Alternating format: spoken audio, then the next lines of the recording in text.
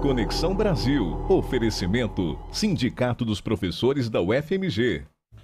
Bem-vindos para mais um programa. O tema de hoje são minorias e cidadania. E a nossa convidada é a professora Cleonice Pitangui Mendonça, antropóloga e também professora da Universidade Federal de Minas Gerais, né?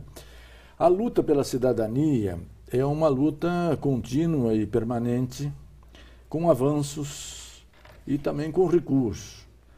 As próprias jornadas de junho são testemunha do movimento pela luta pela cidadania com caráter mais urbano. A mobilidade urbana centralizou exatamente os movimentos. Mas também a qualidade da saúde, a qualidade da educação, tudo no padrão FIFA.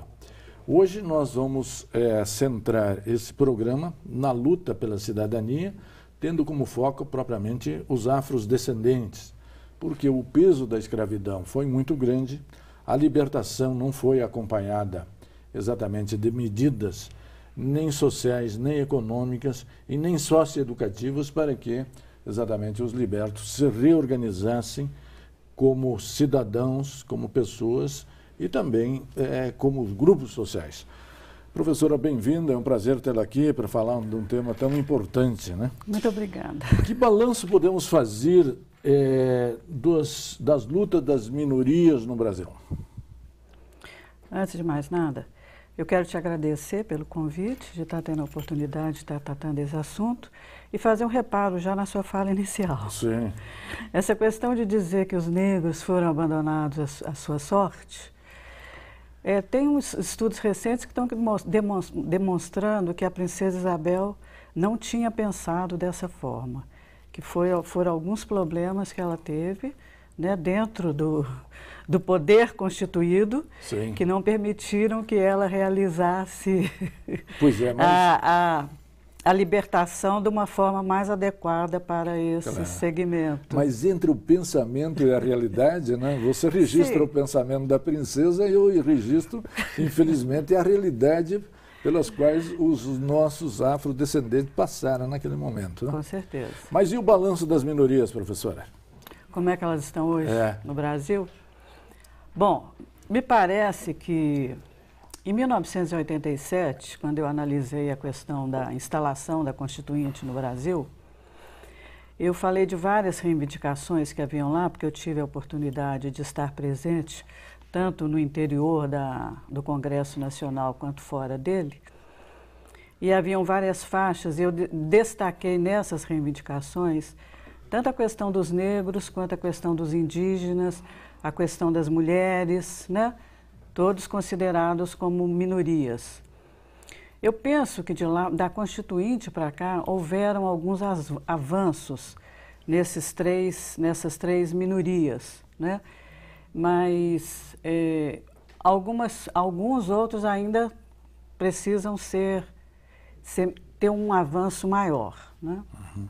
E no caso da questão dos negros, por exemplo, que eu tenho me debruçado mais, essa questão da cidadania entre eles, eu venho analisando isso desde que o Brasil era colônia, né? E quando se instaurou a questão do Brasil enquanto nação, né? Como você disse, eles foram largados também, que coincidiu com a questão da libertação, e eles foram largados. E a República, né? Sim, e a República. Quando eu falo nação, eu estou me referindo à questão da República, né? Sim. Eu analisei que o negro ele tinha encontrado uma forma, já na escravidão, de se colocar perante a realidade maior do país no qual ele estava colocado. Então, durante a escravidão, a coisa fundamental para eles foi a religião, foi o candomblé, que lá eles estabeleceram nichos, né, onde eles puderam cultuar, né, de uma certa forma, manter algumas características culturais que eles perderam. E preservar a identidade. Consequentemente, preservando a sua identidade e aí estabelecendo uma forma de se colocar positivamente perante os brancos, né, da sociedade. Quando nós pensamos a etnia negra hoje, Como ela é composta? São grupos homogêneos, são grupos extremamente heterogêneos, professora? São bastante heterogêneos, né? E nós temos vários segmentos, várias abordagens, né? Mas eu escrevi um artigo em 1994, que foi publicado nos anais do congresso que eu participei em Lisboa, e que eu analisei essa questão sob duas perspectivas, duas categorias que eu criei, do brasileiro negro e do negro brasileiro. Sim. Né? Qual a diferença? O brasileiro negro é aquele que é negro apenas na cor. Ele é integrado dentro da sociedade nacional, ele se vê como um brasileiro, como outro qualquer, mas se vê discriminado pela cor. Sim. Né? Então, esse brasileiro negro, ele busca a inserção dele dentro da sociedade de uma forma semelhante à de outros movimentos sociais. Por exemplo... Como os imigrantes, os índios. Exato. Por exemplo, na fase da ditadura, né, houve uma ascendência dos movimentos sociais, e entre esses movimentos sociais, dos negros, reivindicando os seus direitos, né, que anteriormente eles haviam conquistado já no século XX, mas que com o governo de Getúlio Vargas houve um refluxo. Sim. Né? E o negro brasileiro? O negro brasileiro é aquele, exatamente como que eu te falei, por exemplo, você tem a questão do candomblé, você tem a questão da música, você tem a questão de, por exemplo, em Salvador, você tem alguns grupos que se reúnem numa praça lá, num determinado momento, e ali eles estão tratando das questões ligadas a eles e guardando uma especificidade, uma diferenciação clara. Eles se veem enquanto grupos. Claro. Os indivíduos estão inseridos dentro de um grupo, têm um pertencimento àqueles grupos, né? E através desse pertencimento, eles constroem uma forma de estar negociando a cidadania deles perante a sociedade mais ampla. Seria um comportamento semelhante aos negros americanos, que em face do branco e também da marginalização, se afirmam exatamente com a cultura africana, com música, com roupas especiais, etc. É esse o sentido dessa caracterização ou não? Eu acho que tem uma diferenciação em relação aos americanos, porque, sim, tem essa afirmação, mas também eu vejo a questão dos americanos como uma coisa mais ligada a essa questão do brasileiro negro. Sim. Que se você usa essas marcas, são marcas diferenciais que eles usam. Agora, o negro brasileiro, ele criou uma identidade, que é uma identidade que vem da África, ou nos estudos que eu andei analisando, eles têm uma identidade negra também construída aqui no Brasil, de acordo com a realidade negra que eles viviam, né? E isso são grupos, é uma identidade grupal. Perfeito. No segundo bloco, nós vamos trabalhar as manifestações culturais, religiosas e políticas do movimento negro, da etnia negra. Um instante só, voltaremos já. Interconexão Brasil. Oferecimento Sindicato dos Professores da UFMG. Estamos de volta, trabalhando o tema minorias e cidadania. O nosso enfoque hoje é o movimento afrodescendentes e sua afirmação em termos de cidadania. Mencionamos a libertação dos escravos e as poucas condições que eles receberam para reorganizar a própria vida. Ao mesmo tempo, falamos também do movimento negro, que é um movimento extremamente heterogêneo, tanto do ponto de vista étnico, cultural e político. Deixamos para esses segmentos iniciar pelas expressões culturais, religiosas e políticas. A senhora já se referiu no primeiro bloco que as manifestações religiosas foi exatamente, digamos, aquela estratégia que manteve a identidade dos negros vindos da África e recolocados no Brasil, nas várias regiões brasileiras e na condição propriamente de escravo. Do ponto de vista cultural, qual a importância disso para manter essa identidade? Tanto lá quanto hoje, né? Não, na própria questão da religião, né? A religião é uma manifestação. Não apenas uma manifestação, mas ela é também, como eu já disse, ela agregou, ela agrupou, né, esse segmento negro dentro da ordem maior que era da sociedade brasileira, né?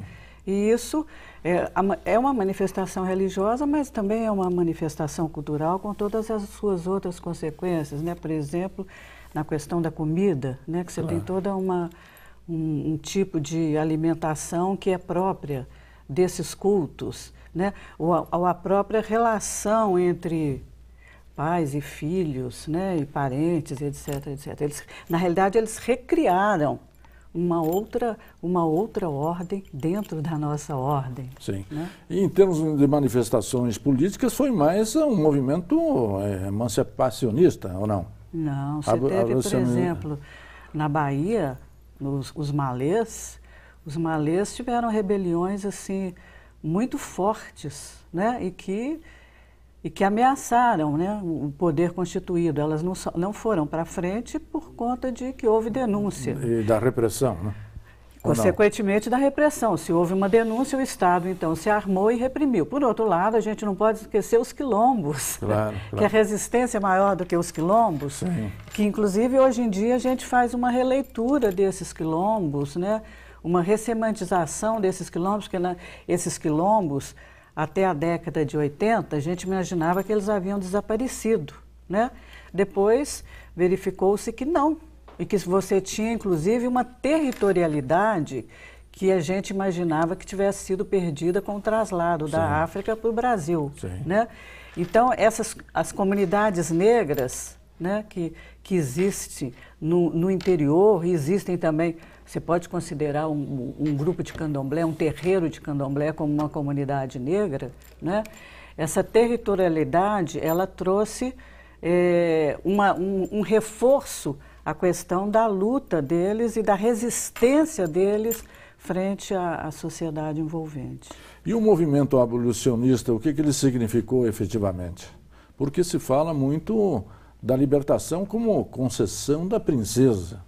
Mas você teve por trás uma luta republicana nesse sentido e também da etnia negra. Negra, sim. Houve, na questão do movimento abolicionista houve uma participação muito grande, tanto de brancos quanto negros, né?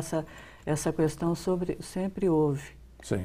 Na realidade, uma coisa que não é bem estudada e não é bem abordada é essa questão da interdependência entre segmentos negros e segmentos brancos, não só na questão da forma de convivência, quanto também na forma dessa resistência à escravidão e depois à opressão, à discriminação do negro dentro da sociedade brasileira. Perfeito. Pensando em estudos, quando é que o negro se tornou exatamente objeto aqui da academia, tanto da antropologia, da sociologia, da ciência política e das demais ciências humanas? Começa no final do século XIX com Silvio Romero.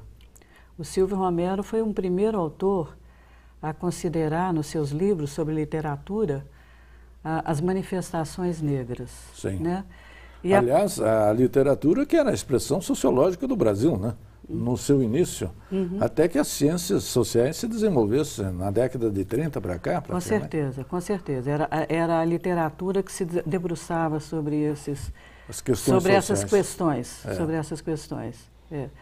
Depois nós tivemos já então no início do século XX, você tem começa obras que eu diria fundadoras de uma nova visão, né, que é a do Gilberto Freire, e que o pessoal depois vai rotular de ser uma visão Casa Grande e Senzala, essa obra. Casa Grande e Senzala é o grande marco, né, de uma nova contribuição ao entendimento dessa relação brancos e negros no Brasil e das influências dos negros, também dos indígenas, mas O Gilberto Freire parece que tinha uma preferência especial pelos negros, né? Então ele analisa muito fortemente essa questão da influência negra no Brasil. E que reconhece a importância dos negros na Constituição do Brasil, né? É uma etnia fundadora, não é isso? Não só da Constituição do Brasil, mas na questão, então, dessas influências, né? Na cultura brasileira como um todo. Na economia, no trabalho. Exatamente. Né? E vindo lá, por exemplo, a tendência paulista com Florestan Fernandes e outros. O Florestan, ele analisa mais na perspectiva da questão das inserções estruturais, né, das relações de classe, né? Sim. E isso, então, foi até lá, década de 60, 70. E o nosso Darcy Ribeiro aqui, depois? O Darcy Ribeiro vem até antes. O Darcy Ribeiro, ele analisa muito na perspectiva do encontro dos três grupos, né? O português, o branco, o português, o negro e o indígena, né? E na criação de um novo país através dessa convergência dessas três grandes culturas. O povo brasileiro, né? O povo brasileiro. Nós retomamos no terceiro bloco essa formação do povo brasileiro e também vamos falar exatamente da política de promoção social dos afrodescendentes. Um instante só, voltaremos já. Interconexão Brasil. Oferecimento Sindicato dos Professores da UFMG. Bem-vindos ao terceiro bloco. Nós estamos trabalhando o tema minorias e cidadania, dando ênfase exatamente a um movimento pela cidadania dos afrodescendentes. Mencionamos a libertação, a heterogeneidade e também a luta, várias lutas políticas levadas a efeito exatamente pelos afrodescendentes desde a sua chegada no Brasil. E encerramos o bloco exatamente falando da formação do povo brasileiro e da importância dos negros na formação do povo brasileiro. E isso reconhecido por antropólogos e também por sociólogos, né? Encerramos o bloco falando do povo brasileiro, a obra, uma das grandes obras do Darcy Ribeiro, aqui mineiro, de Montes Claros, né? E ele fala de um povo inventado, novo e inventado, em contraponto ao povo transplantado, como são os Estados Unidos, a Austrália, Canadá, Nova Zelândia, onde você teve uma imigração em massa e eles transplantados nesse sentido. Nós inventamos aqui uma nova etnia, é isso mesmo, professor? Nós inventamos o povo brasileiro, né? E essa questão da invenção do povo brasileiro, que o Darcy chamava de povo novo, né? Sim. Ele dizia que era a possibilidade, e a gente teria que estar muito atento a essa perspectiva de você criar uma coisa inteiramente nova e que servisse de exemplo para outros povos em outras nações, né? Claro. E a gente vê, em função exatamente das divisões internas de muitos países, num certo sentido, a despeito de problemas que são concretos, há uma certa convivência pacífica e em termos civilizatórios entre as várias etnias que compõem o povo brasileiro. Ou não? Com certeza. Eu não sei se eu estou adiantando aí a pauta, mas eu gostaria de dizer o seguinte...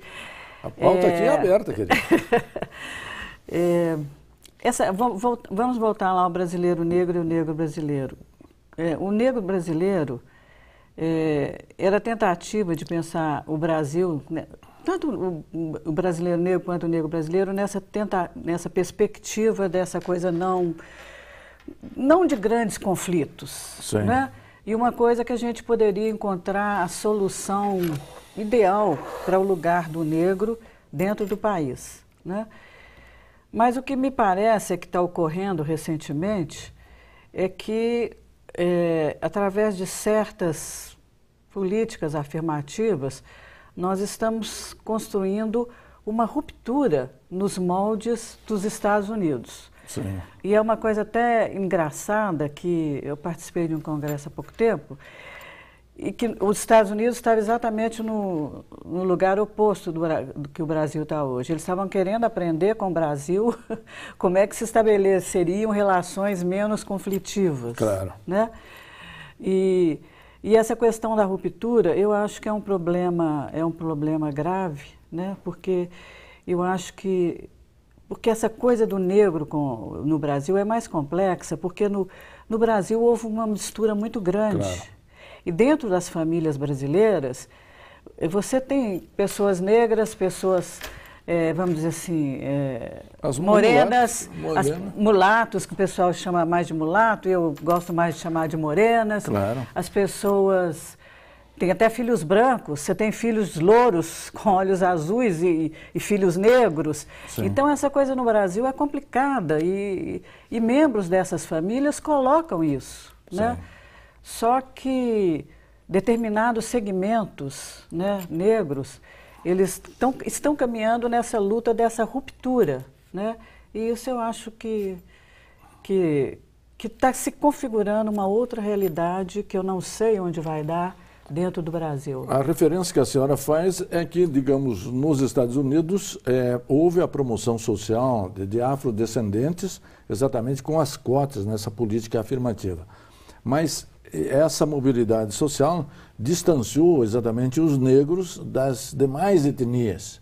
Era exatamente esse fenômeno que a senhora está se referindo quando nós está fazendo a comparação entre o movimento aqui no Brasil e o movimento americano? Não, a questão não é só das cotas raciais, não. Nos Estados Unidos, a questão é também dos direitos civis. Claro. Né? Martin Luther King, né? Lá no Brasil, nos Estados Unidos havia uma separação rígida entre os negros e o branco, que aqui no Brasil nunca houve, né? Apesar de, por exemplo, na colônia, os negros não podiam assistir à missa dentro da igreja, eles tinham de assistir de fora. Claro. Né? Mas no Brasil, essa questão da ruptura está aparecendo mais recentemente, eu não diria que só com as cotas raciais. Tem um segmento negro que está querendo, inclusive, reverter a democracia racial brasileira, que antes que se dizia no Brasil que o que passa de branco é preto, né? Acho que é isso, de que passa de preto... Não, desculpa, o que passa de preto é branco, e eles estão dizendo o contrário, né? Sim. O que passa de branco é preto.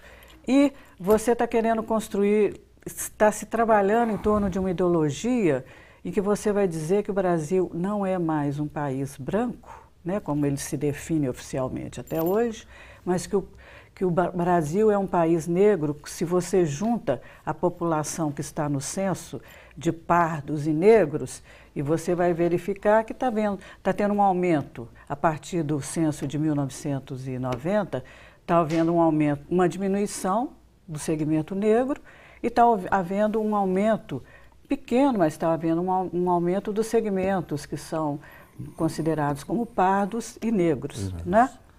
Perfeito. Nós estamos quase no finalzinho do programa. Qual a perspectiva, né, de crescimento, de desenvolvimento do movimento, exatamente na perspectiva da cidadania? Eu acho que ela é cada vez maior, né? Eu penso que a perspectiva da cidadania dentro de uma visão de brasileiro negro... Sim. Dentro da criação, por exemplo, da Secretaria de Promoção da Igualdade Racial, das cotas raciais, né, e de outras políticas afirmativas, estão caminhando cada vez mais na direção dessa afirmação da cidadania. E, né, é uma boa oportunidade para isso, com certeza. Sim, mas que fica uma coisa complexa, e a pena que o nosso tempo é curtíssimo, que fica uma situação complexa se você pensa nessa necessidade de certos segmentos, de inverter a democracia brasileira. Perfeito. Professora, eu queria agradecer muito sua presença aqui nos estúdios da BH News, pelos seus esclarecimentos, pelas suas reflexões. Trouxemos a você, senhor e senhora, nosso telespectador e nosso assinante, que sempre nos prestigia, mais um movimento que luta pela cidadania, e esse país tem exatamente um dever com os afrodescendentes, que desde o início estão construindo exatamente o nosso país, e eles exatamente merecem consideração e ser exatamente um agente efetivo da democracia e da cidadania. Até a semana que vem.